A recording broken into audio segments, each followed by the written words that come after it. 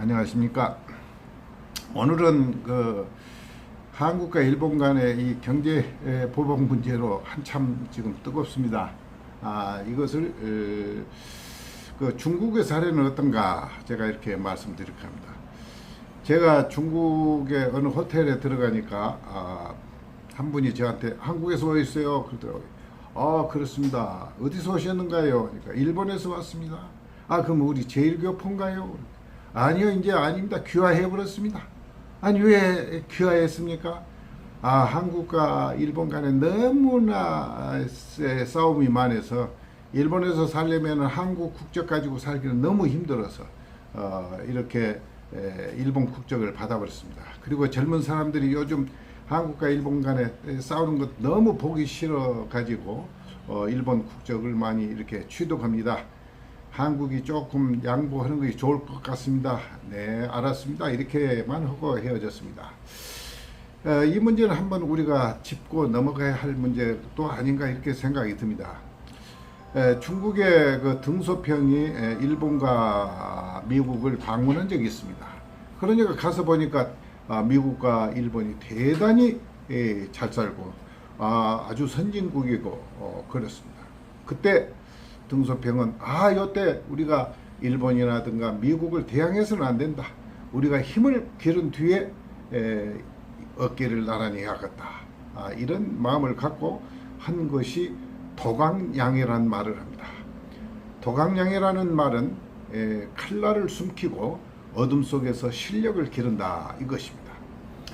제가 중국을 많이 가보는데 일본 사람들이 한국과 중국을 많은 피해를 줬는데 한국에도 많은 피해를 줬지만은 중국에는 더 많은 피해를 줬습니다.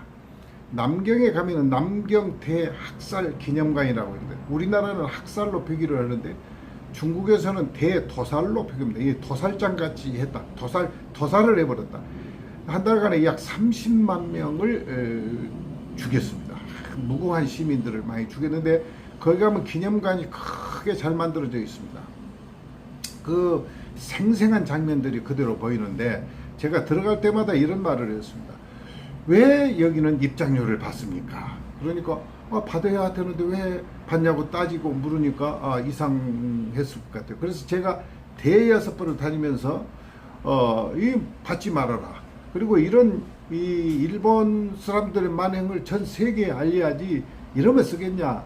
그러니까 한 얼마 후에 이게 전체가 안 받아버리더라고요. 그래서 내가 한 것인가 그렇지 않으면 그냥 그 시기에 맞게 떨어졌는가 이렇게 생각을 했습니다. 그 다음에 하얼빈에 가면은 731 부대가 있는데 이 731 부대에 가면은 참 눈물 난 것이 많습니다. 생체 실험을 한 곳이에요.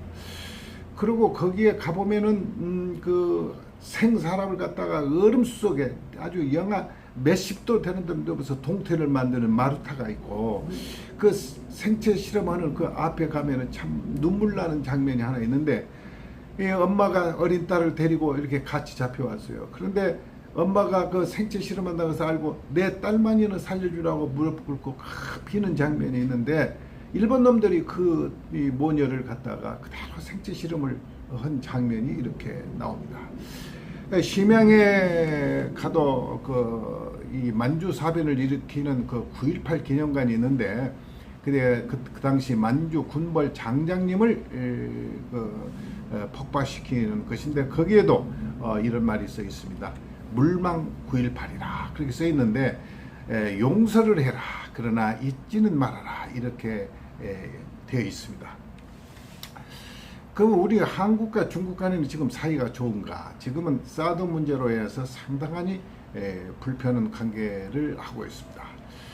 중국 관광객이 한국에 들어오는 것이 자유스럽지가 못하고 한국 사람들이 중국에 들어가는데 비자 문제가 복잡합니다. 전에는 그 비자를 어느 정도 돈만 주면 수월하게 냈는데 지금은 항공권을 예약을 해야 되고 항공권을 끊어야죠. 그 다음에 호텔 예약 증명서가 들어와야만이 갈 수가 있기 때문에 여간 힘든 일이 아닙니다. 그러나 일본 사람들은 중국을 들어가는데 어렵지가 않습니다. 비자가 면제되어 있기 때문에 우리도 지금 정도에는 이미 비자가 중국과 협상해서 없어졌어야 될 것인데 우리나라 정치는 사실 그런 것에는 전혀 관계가 지금 없습니다. 그러면 앞으로 우리는 어떻게 해야 될 것인가? 우리가 반일 감정만 계속 놓고 싸울 것인가? 그렇습니다. 지금 일본 제품 불매 운동 이런 문제도 많이 일어나는데 사실 그 일제를 선호하면서도 일본 사람을 싫어한다든가 또 자기는 무조건 많이 쓴다가 나중에 불매 운동을 하는데 그러기에 앞서서 우리 스스로 극일하는 자세가 있어야 됩니다. 일본 제품을 스스로 쓰지 않고 그리고 우리가 실력을 길러야 되는데 실력을 기르지 않고 계속 싸움만 건다는 것은 문제가 있을 수가 있고 또 한국과 중국, 일본 이 세 나라는 함께 가야 할 나라입니다.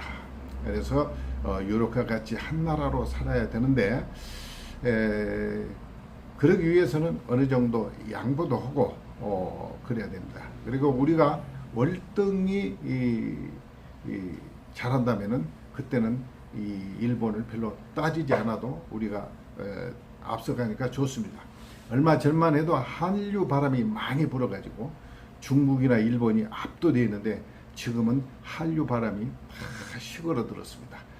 중국도 한국을 그렇게 좋아하지 않고 일본도 한국을 좋아하지 않는다면은 우리는 앞으로 좀 뭔가 노력을 해야 되지 않을까 이런 생각이 듭니다. 감사합니다.